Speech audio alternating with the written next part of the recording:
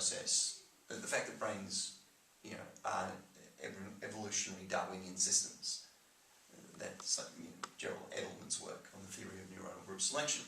So we know that the nature of mBIT and mBraining is the process of neuroplasticity aligning and bringing out its highest expression, which entrains out to others around you. It changes the fabric of your world, which changes the fabric of the world, which entrains back, because entrainment works two ways.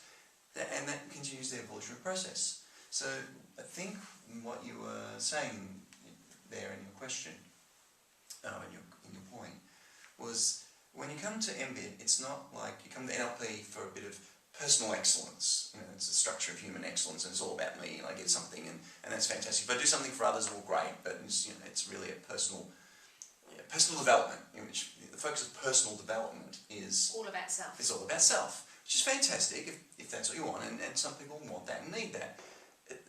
That, though, can be a really dangerous thing in the world, especially when you've got 7.2 billion on the way to 11 billion humans, all focusing on self in a system that is not an infinite growth system.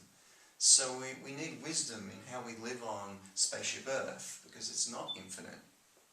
And so it's more about personal evolution, understanding that evolution occurs in ecologies. So in an ecology, in a system, no person can evolve by themselves because the system evolves.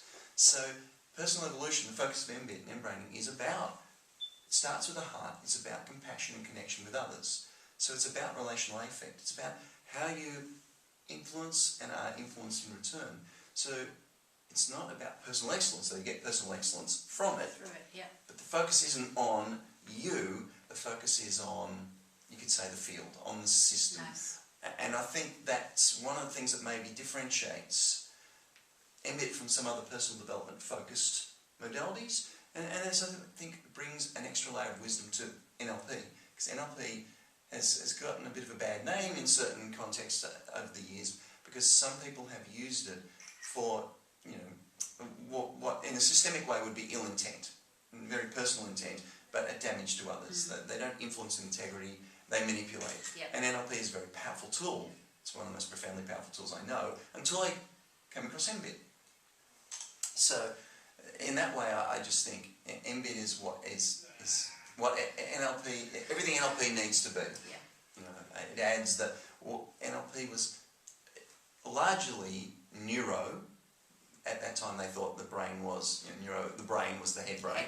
Didn't understand we had a heart and gut brain. Linguistic, well, that's language is a function broke over Nicky's area. It's left hemisphere with right hemisphere components, but it's largely head brain. Programming, well, it's a very algorithmic programming. We're going to program.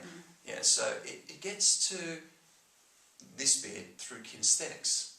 It largely throughout olfactory and gustatory, the two senses, the smell and taste sense, because Bandler and Grinder said, for the most part, you don't need OG, olfactory, gustatory, just focus on visual, auditory, kinesthetics, or visual and auditory head-based modalities. Kinesthetics is the soma, the body, so it's a blunt instrument to get at two core souls, two core intelligences, two brains, and we threw out their language. Most of their language is olfactory and gustatory.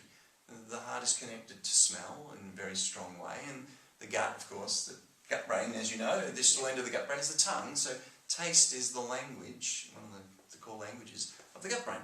So NLP, I think, did itself a disservice and missed in the behavioural modelling aspects, because it wasn't modelling these brains. mBIT models, using neuroscience to inform the modelling, these core intelligences that wisdom traditions have known about for thousands of years. And so it brings back to the heart of NLP the wisdom that sometimes NLP doesn't have. There's forms of, third gen and various forms of NLP that have attempted to bring it in, and they some parts of NLP will talk about heart and gut, not knowing that the neuroscience of the heart brain and the gut brain brings some, and the autonomic nervous system modes bring some incredible power. Yep. So, is that kind of maybe getting at what? Yeah, kind of. I guess the other thing I'm thinking is, it's had an incredibly fast journey on growth so far. We're only got 2.5 years in from that first ever training in New Zealand. Yeah. Incredible. With the growth now across more than 12 countries.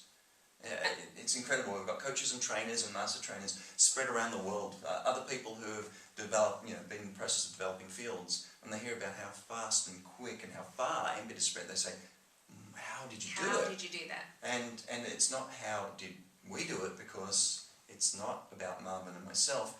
mBIT has spread because it's resonated with people. When you tell somebody about the heart and gut, it suddenly validates their world experience. They know they've got gut instincts and gut intuitions. They know their heart speaks to them about what's true for them. And you're now saying, it's not a pump, it's not some stinky plumbing.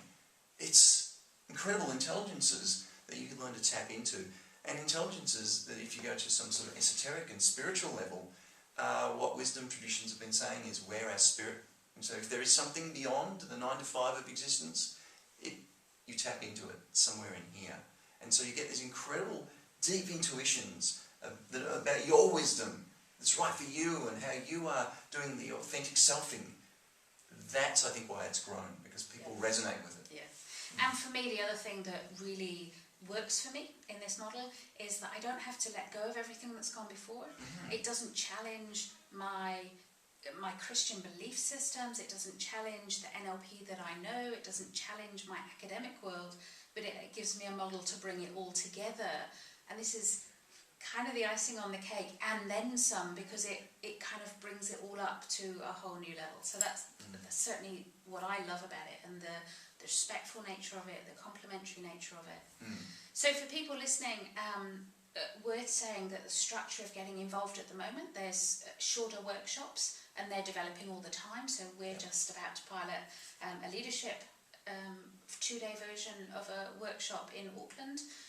There's already Evolve. Yeah, 2-day personal evolution program that gives people the one taste of what it's like to go to the highest expression of self. And then, of course, aligned with the book, you start to practice that in your daily life. You walk out with an action plan of what to do in your life to start to live, greater, deeper intuitive wisdom of who you truly can be. And of course, the 4-day coach cert. Yep. Then on to the trainer's training, and master trainer's training. There's great and incredible opportunities to have to do stuff, everything from just getting the one taste through to being able to make a difference in people's lives by being able to coach them, train them, etc. So, what we're trying to do is create a system that builds a wisdom community. Wisdom's only wisdom in action, and really the remit of mBIT and what Marvin and I were trying to do. We picked coaching first because coaching was a mature modality that touches the lives of so many people. It touches the lives of leaders, people who are in life coaching, business coaching, even sports coaching, healthcare. It touches so many lives, and it's that, the starfish, as Dr was saying earlier, the story about picking up the starfish and throwing the water and say, well, help this one. We realised that if we could pick up a coach starfish, when we throw a coach starfish in the water, not just that starfish gets changed, but every single starfish that coach interacts with on a daily basis. And the people that they're interacting with, their families, their co-workers, the people they lead get touched. And so it was very much, we come in through coaching, but we go to training because trainers can then train coaches and train the personal evolution 2-day workshop. They can train the leadership and decision-making workshop, the generative teaming workshops. So it's about leverage for change to bring greater wisdom for more human spirit to emerge into the world. And I know the 4-day, the coach training, the 4-day one, yes, it's kind of got the title of coaching. You don't need to be a coach. You can be using coaching in your work. You can be working with people as a manager, a leader, team player, parent, teacher, nurse, radiographer. Don't have to be a formal coach. Absolutely. Every one of us is a coach in that we're coaching our own lives and those that we love and interact with. Every time someone comes to you and says, I've got a problem, even if it's in just a conversation over coffee, you're now in a coaching situation. So mentor coaching, the notion that we're all able to listen with and calibrate what's happening at a head, heart, gut level for this person, which is where the human spirit truly emerges. Whereas if we're only listening from the head base and maybe only leveraging this area through feelings, we miss incredible level of being able to tell what's going on for that person. to understand what their patterns and preferences are, and therefore the best way to influence them with integrity, and a way to guide them to greater wisdom, because you can see the ways in which they're stucking themselves, the ways in which they're multiple braining their world to generate the problems that they're doing. It's true behavioural modelling. It gives you the skills and tools to be able to model the person you're with and help them, not with your wisdom, not to wave your magic wand and go, well, I can tell you what to do, but it literally is a way to do true content-free coaching, because you can help at a level of beingness, of ontology. You can actually help them emerge their wisdom that just transforms everything for them where they're at. And yet there's a beautiful, simple how-to process that we teach people to make this reality. Yeah. So what's our ideal? I'm just thinking, if we were to try to reach out to somebody, who's the ideal person we're trying to attract into this? What sort of person do we want into the mBraining community, mBraining family, might we even say? I've had people say to me, they've finally found where they belong, that they've got their sense of who they are and what they're on the planet to do. Yeah. Well, the ideal person for me is anyone who's breathing. Number one, and that's flippant, but to say it's... So the whole 7.2. Yeah, all 7.2 billion. But the next step beyond that is, and this is, I have had a challenge expressing this, actually, but we want people who feel some connection at the heart level, because the heart is the most important aspect for the heart leads, for all sorts of neurological reasons and wisdom reasons. The heart leads the system. So what I don't think is ideal for the mBIT family, the mBIT community, is sociopaths and psychopaths, people who are actually genetically and neurologically disconnected from the heart and gut. I truly don't want anyone taking this technology and using it to attempt to manipulate people. The good thing about the design of mBIT is that it's pretty hard to manipulate somebody if the tool you're using is about them emerging their wisdom, because their deep intuitions, which is what mBIT taps you into, will say, warning, Will Robbins, and this person's trying to manipulate me. So built within mBIT, and the way Marvin and I designed it, was that, but literally when I say we designed it, it was based on a set of understandings that cohered out of the behavioural modelling and neuroscience, meant that it was obvious that when you packaged it this way, you produced a system that fitted with the way true human wisdom worked.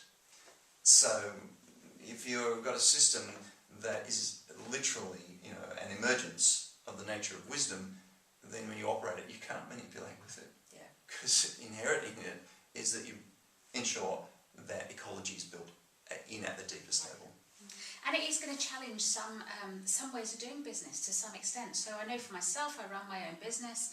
I heard myself saying at my latest coach certification, I'd rather have 10 people in the room who are going to take this and use this to make the wisdom community, to do compassion in the world, than 50 people who get a great experience for 4 days but walk away and change nothing. Exactly. The thing about mBIT is, and certainly in the early days, there's a resonance, and people are being attracted to it. So people read mBraining, and they're immediately attracted if it speaks to them at a head, heart, gut level. Yeah, and it spoke to me, and I want to honour you for all that you've done in that, for allowing me to be part of it, for allowing me to step up as a master trainer. I feel hugely privileged to be part of that group. And just everything you've done. Thank you hugely. Well, I have to say thank you, because, and thank you for that beautiful thanks. And it's people like yourself who have stepped up, that make the community, that have allowed it to have this incredible growth that it has. If it wasn't for the fact that you had the courage, it resonated, but you had the courage to step into that, then it'd just be Marvin and I wandering around the world, running a few small trainings. But the resonance and the spread it comes from the passion of people like yourself who really got what we were saying. Your vision. The vision of, and that's true leadership. I'd like to say, actually, not my vision, but the vision that is mBIT, and it's that vision that came out of mBIT. So I just feel like I tuned into to radio mBIT. It's truly the way it feels, because I asked myself, it's part of the process. You know, it was one night at 2 a.m, Marvin and I were away in the Australian bush working on the development of this. And as we used the model to create the model, and as I asked myself the question, what was the most compassionate, creative and courageous thing I could do? It was to live out that vision. It could not be me if I didn't. Sure. So I don't really feel that it's my vision, it's a vision we all share that I just happen to somehow or other emerge out of mBIT. But once it was in my neurology, how could you not? How could you turn up the next day and not live the most compassionate, creative and courageous you once you'd seen that experience, once you'd felt that experience, once you'd swallowed and digested that experience? And that's what evolved. That's why I wanted to, to create Evolve. That's why, I spoke to Marvin about my idea for Evolve, which came to me when I was walking through the Via Caves of Italy, these incredible cave roads the Etruscans built, 2,500, 2,800 years ago. And I was trying to work out if I had to express what mBIT's all about, because I was going to a conference, and it was a heart math conference, it was a heart intelligence conference. And I was like, well, I have to explain the difference between the heart-based stuff and mBIT, which incorporates, because we, as you know, we're affiliative with all of the different areas, the people who are working on the gut intelligence, the gut brain, the heart brain, and the people who work in this field all love mBraining, and they've given us wonderful testimonials saying our work is profound. And we honour and work with these people because we don't see ourselves in competition with anyone, because mBIT is so complementary. It's complementary to NLP, it's complementary to heart math, it's complementary to coherence.com, etc. So we work closely with all of these people. And going to one of their conferences, I'm going to say, so how do I explain the difference? And what I recognised was about that personal evolution of the nature of the neural networks being evolutionary systems, and that vision for us all working together in community to change. And so I knew I wanted to create this 2-day program that people didn't have to go through the whole coach cert, but they could get in touch with what's the most compassionate, creative and courageous to them, and not just as a set of words, but as a fully, guided behavioural experience. And once you've tapped into that, once you've tapped into that sense of truly who you are, and all the stuff that society put on you, etc., that you might have been living from, but really wasn't you and your wisdom. When you tap into that, the next day you can't do anything but live that. And that's how we'll change the level of consciousness, one person, one starfish at a time. So we've got leverage systems, it's not just one starfish at a time, because it's coaches and trainers who are, and training, with leverage. And that's how things can go viral and the world can change in positive ways.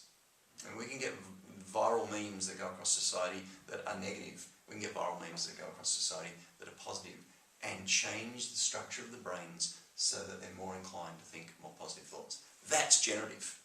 That's exciting. And in my view, that's true leadership. Thank you. Pleasure.